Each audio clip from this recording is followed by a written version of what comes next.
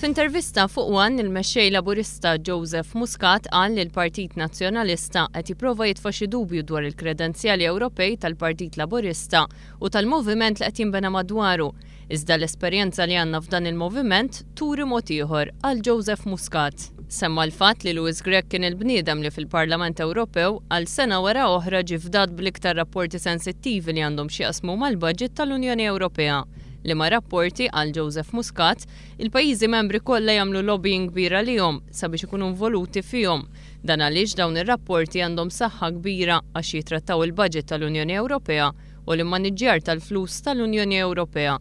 Joseph Muscat qal li Louis Grech irnexxielu jgħaddi dawn ir-rapporti b'konverġenza kbira. Miegħi għandi persuna illi ħadmet fuq multi-billion budgets, mhux million, multi-billion budgets tal-Unjoni Ewropea.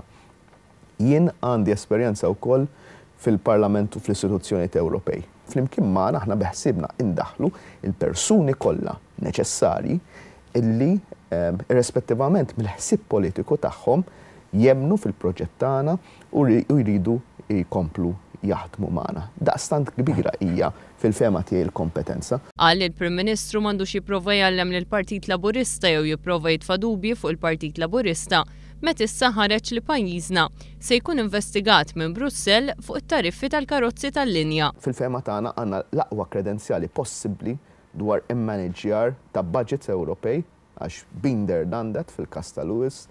Fil-każ tagħna għandna nies b'esperjenza fil-fora Ewropej u beħsibna nużaw l-aħjar expertise possibbli. Joseph Muscat qal li l-Partit Laburista qed jibbaża ċ-ċifri tiegħu għal tkabbir ekonomiku fuq dak imbassar minn istituzzjonijiet Ewropej.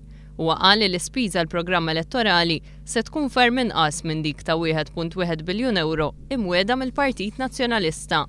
Kemm Joseph Muscat kif ukoll id-deputat mexxej Laburista Louis Grech tkellmu b'mod estensiv dwar il-Presidenza Ewropea li se jkollu pajjiżna fl-2017. Għandek programm loġistiku kbir ħafna, serju.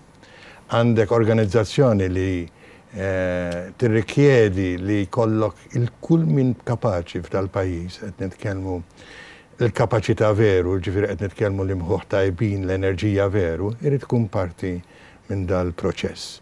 U nemmnu li di għandha tkun ukoll li len mill-politika partiġjana, għandha tkun xi ħaġa li tkun across board, ġifieri inti ħajkollok minn in-nazzjon kollha jrid tkun on board fuqha. Louis Grech tkellem ukoll dwar ir-responsabilità li ġie fdat biex jara li r-roadmap tal-Partit Laburista jiġi attwat jekk il-poplu jagħti l-fiduċja lil gvern ġdid. Din hija xi ħaġa li il-partit qed juri biċ-ċar ċertu maturità, qed juri responsabilità u qed juri wkoll li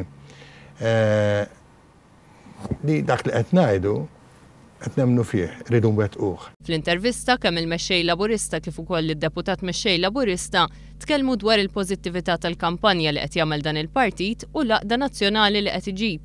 Dan għaliex fi klimhom stess il-Partit Laburista qed jagħti ruħu bħala għodda elettorali lil hinn minn sempliċement partit politiku.